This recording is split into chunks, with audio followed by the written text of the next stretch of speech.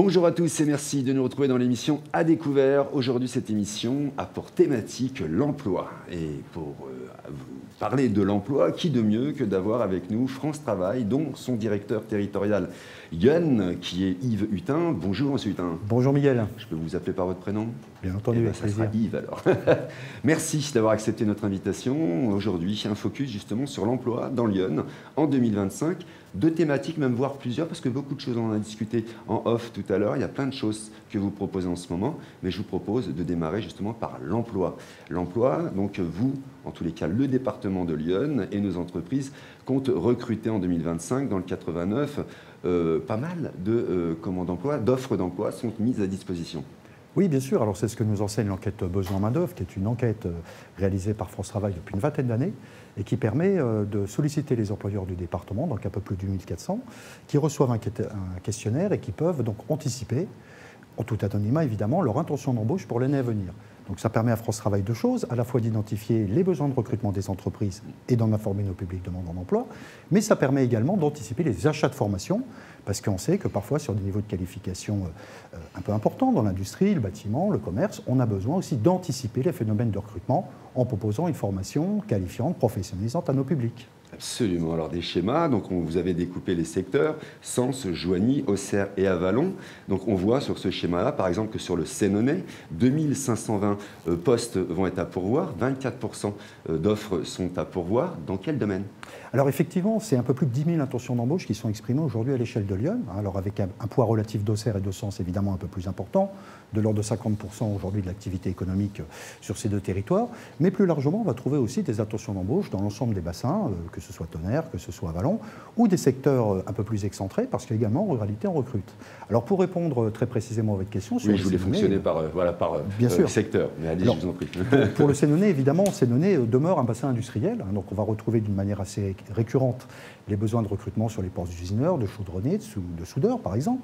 Mais on va retrouver également tous les emplois qui peuvent être liés à la logistique, par exemple. C'est important de souligner que c'est un secteur en tension, mais également les activités plus généralement dans Lyon de maraîchage, d'horticulture, ou d'une manière générale, l'ensemble des activités dites agricoles qui continuent aujourd'hui à recruter de manière un peu saisonnière, c'est vrai, mais de manière intense. L'agricole, d'ailleurs, c'est le pourcentage le plus important de recrutement en 2025. Tout à fait. Lyon demeure un territoire agricole, un territoire rural, même si, évidemment, on va trouver des activités qui sont liées au commerce, à l'industrie ou aux soins. Ça, j'y reviendrai tout à l'heure, parce qu'évidemment, les besoins aujourd'hui sont importants. Vieillissement de la population oblige pour accompagner à tous les niveaux avec des besoins en qualification différentes, mais les personnes un peu vieillissantes sur le territoire. Absolument. Donc vous êtes revenu sur un petit peu le global. Je vais essayer de revenir un petit peu sur le détail si vous le voulez bien. Ça ne va pas durer longtemps. Mais effectivement, sur l'agriculture, 18% de recrutement sur la partie agriculture, 6% commence sur la partie industrie, 6% sur la partie construction, c'est le BTP, je pense. Tout à fait. C'est ça. Et puis 14% sur le commerce et 56% sur le service. Absolument. Service aux entreprises, service aux personnes. Ce que j'évoquais un peu tout à l'heure, évidemment, les besoins, ils sont très importants aujourd'hui sur un nombre croissant d'emplois. Il y a plus de 100 activités qui sont liées au service aujourd'hui. Alors évidemment, il y en a qui sont très connus. C'est les services à la personne, typiquement l'aide à domicile. Ou les repas ou autres, ou le soin. Mais il y a également les activités qui sont liées à la sécurité. C'est aujourd'hui, avec Vigipirate et le contexte un peu global, un besoin de renforcer la sécurité. D'ailleurs, sécurité physique, ou parfois sécurité informatique, notamment pour les risques de hameçonnage ou de piratage qui sont aujourd'hui légion. Mais c'est également des services aux entreprises, donc tous les services évidemment de comptabilité, les services de restauration également, qu'on va trouver dans les services hospitaliers par exemple.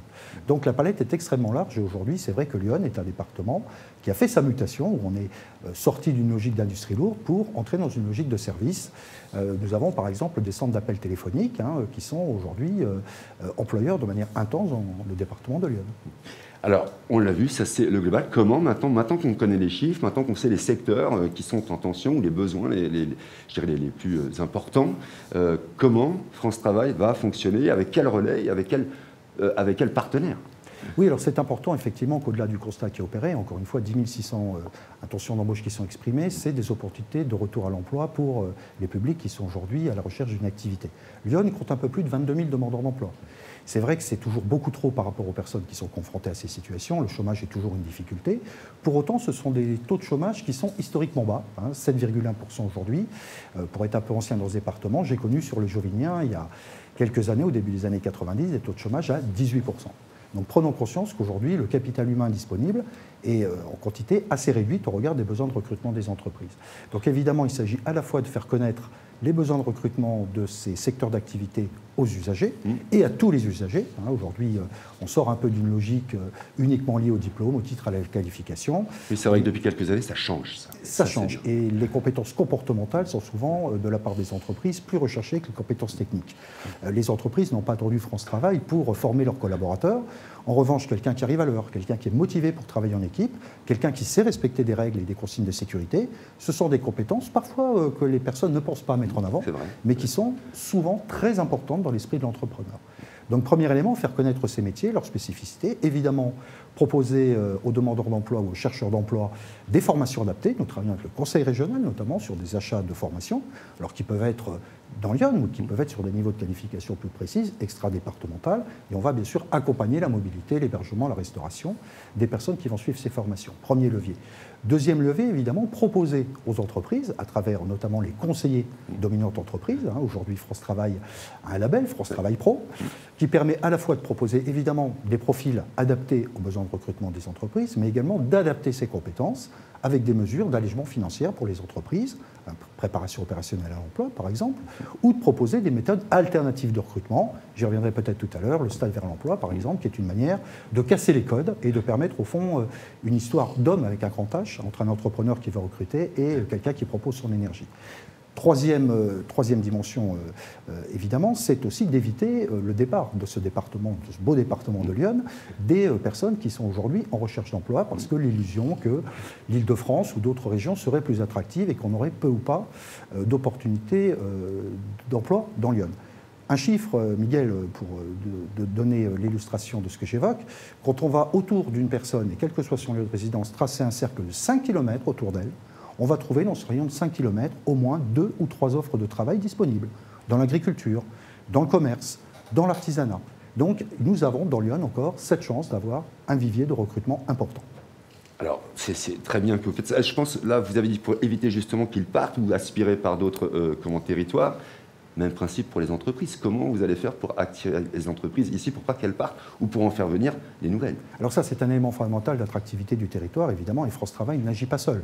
France Travail n'a pas vocation à pourvoir à toutes les difficultés des territoires, que ce soit les questions de mobilité, que ce soit les questions de garde d'enfants pour les publics également, ou de capacité à aider à l'installation des entreprises. Nous avons aujourd'hui des EPCI, des structures qui sont en charge du développement économique. Nous agissons bien sûr avec les chambres consulaires, notamment la Chambre de commerce et d'industrie, à la fois pour être dans une démarche d'aller vers les entrepreneurs, ne pas attendre finalement qu'ils expriment une difficulté ou un souhait pour être accompagnés, mais d'apporter une expertise commune derrière un label unique qui est celui du réseau de l'emploi.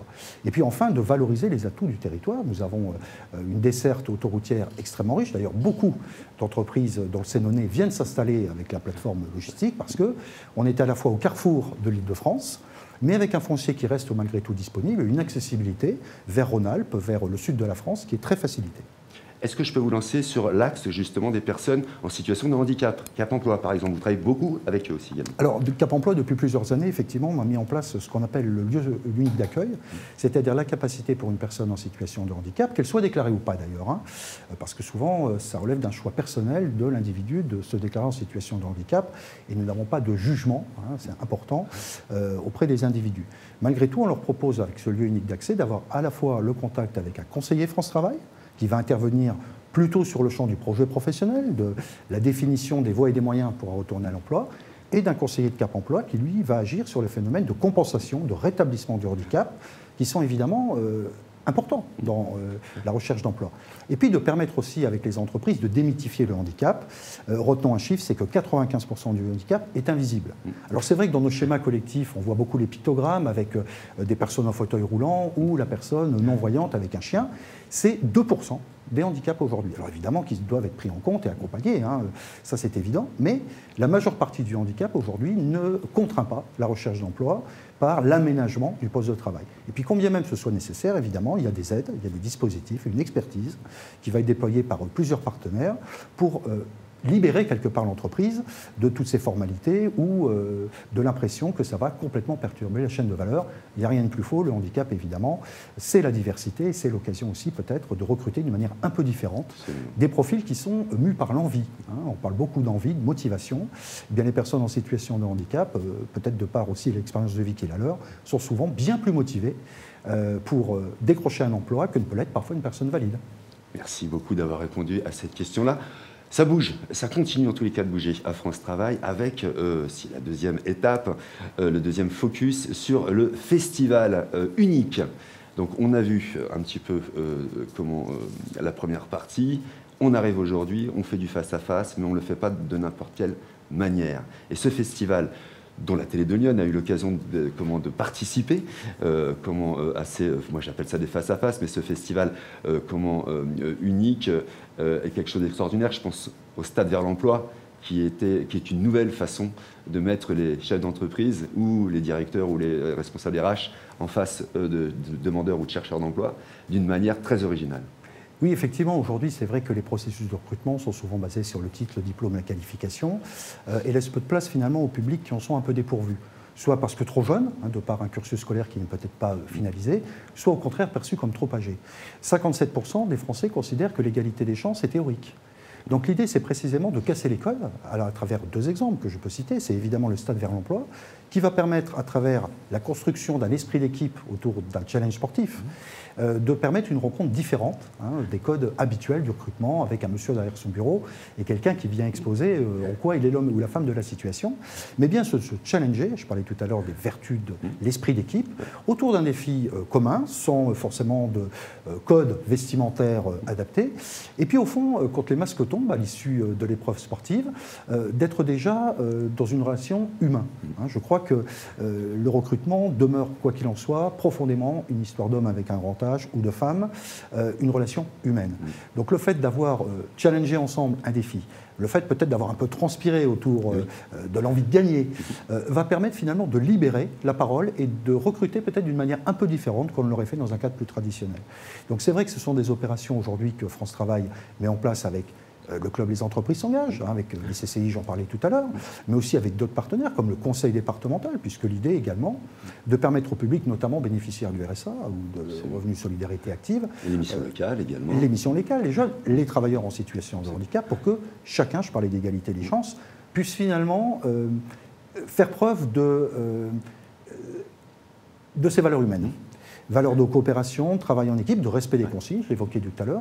Et on voit que ce sont des belles histoires qui aboutissent souvent à des recrutements inattendus, où des chefs d'entreprise nous disent « si j'avais regardé le CV de cette personne, jamais je ne l'aurais pris ». Là, il n'est pas question de CV. Oui, une question d'envie, une question de motivation, et ça change tout. Donc ce sont, c'est vrai, des dispositions un peu nouvelles qu'on met en place, mais qui fonctionnent. Alors, on l'a fait à Auxerre avec le rugby, on l'a fait avec l'athlétisme, mais je dirais que le sport est presque un support ou un prétexte à créer cette relation sans forcément les codes habituels.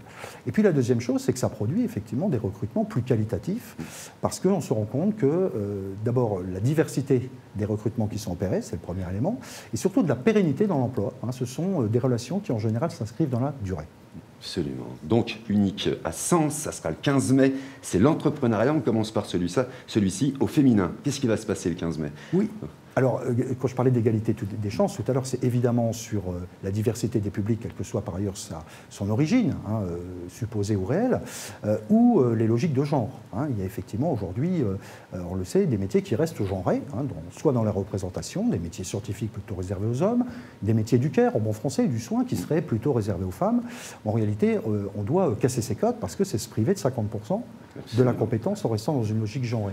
Donc effectivement, l'entrepreneuriat au féminin, c'est un bon exemple parce qu'aujourd'hui, de plus en plus de femmes se lancent dans l'entrepreneuriat, créent de l'activité, créent de l'emploi avec peut-être un regard différent sur l'activité de chef d'entreprise. Et puis, recrutent peut-être différemment que ne pourraient le faire des hommes dans la même situation.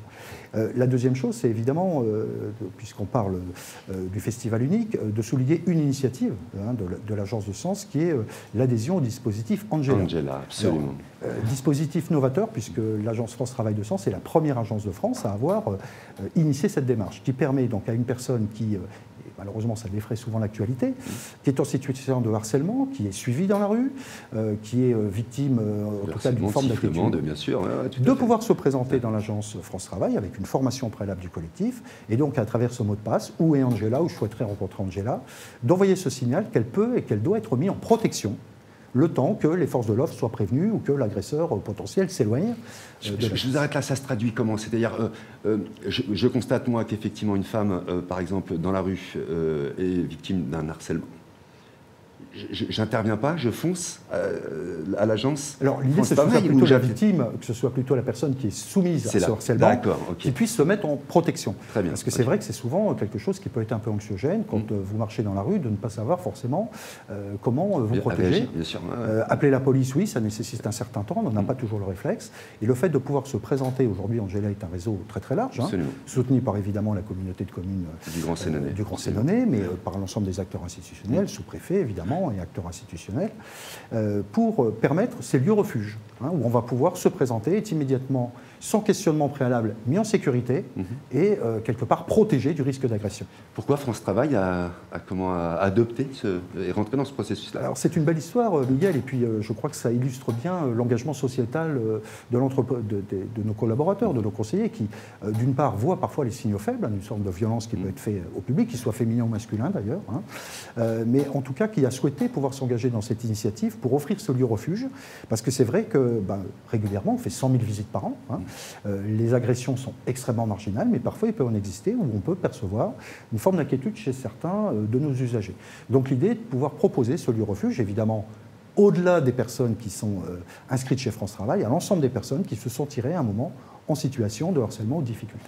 D'accord, très bien. Effectivement, c'est une belle histoire. Yves, on revient juste, si vous voulez bien, sur comment le festival unique, on l'a dit, le 15 mai, l'entrepreneuriat au féminin, ça sera à Sens ou à Sens? Alors, l'entrepreneuriat féminin, c'est dans l'agence France Travail, mais c'est aussi plus largement relais chez l'ensemble des partenaires, puisque l'idée, c'est aussi là aussi de décloisonner les choses, de pouvoir travailler avec la mission locale, avec les EPCI, avec les agences de développement économique, pour à la fois faire connaître cette logique de l'entrepreneuriat et puis surtout de dire aux femmes que rien ne leur est interdit en 2025 et que se rêver entrepreneur ou se rêver dans un métier dit masculin, c'est possible, comme en réciprocité, parfois, pour des hommes, d'aller vers des métiers qui sont réputés des métiers plus féminins. On parlait tout à l'heure de besoin de recrutement, aide-soignant, sage-femme. Voilà. Absolument, le médical, vous avez dit que vous vouliez en parler justement. Absolument. Et il y a des besoins qui sont énormes et parfois, effectivement, le sentiment que ce sont plutôt des métiers qui sont réservés aux femmes. Par exemple, 98% du personnel aujourd'hui dans l'aide à domicile est composé de personnel féminin.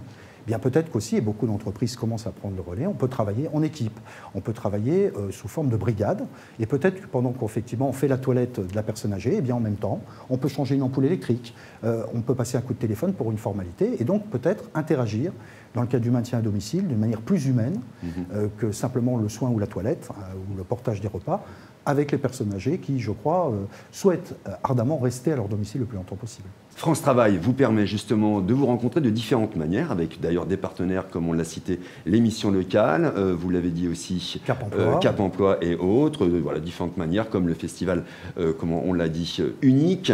D'ailleurs, ça s'est passé la semaine dernière, où il y a eu une semaine très intense autour de ça, et évidemment, l'entrepreneuriat au féminin, qui était un focus intéressant, qui d'ailleurs perdurera, j'imagine, tout au long de l'année. Bien sûr, perdurera tout au long de l'année. Le Festival unique est un point d'orgue, on va dire, un peu partenarial de cette dynamique, mais évidemment, il y a 365 jours dans l'année.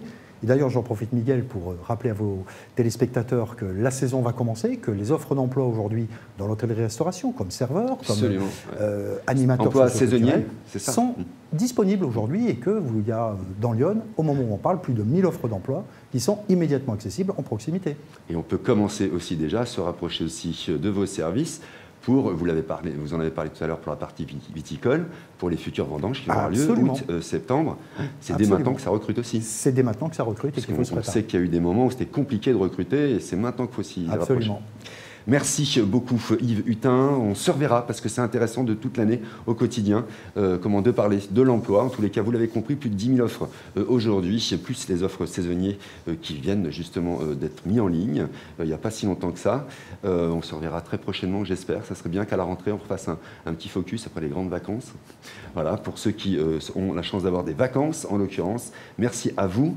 Comment vous pourriez conclure justement sur la partie pour encourager justement les les gens à ne pas avoir peur de venir à France Travail? Alors, la première chose, c'est qu'il n'y a pas d'inemployabilité.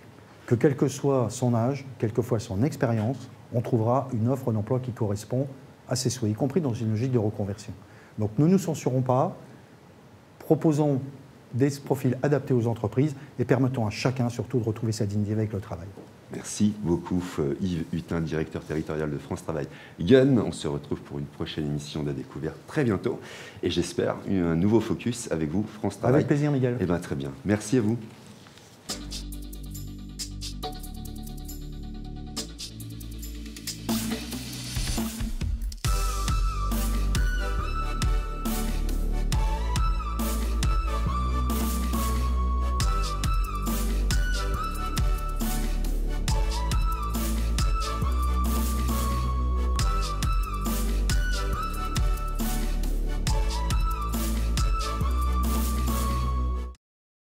Le Greta 89, formation pour adultes du réseau de Bourgogne, accompagne vos ambitions.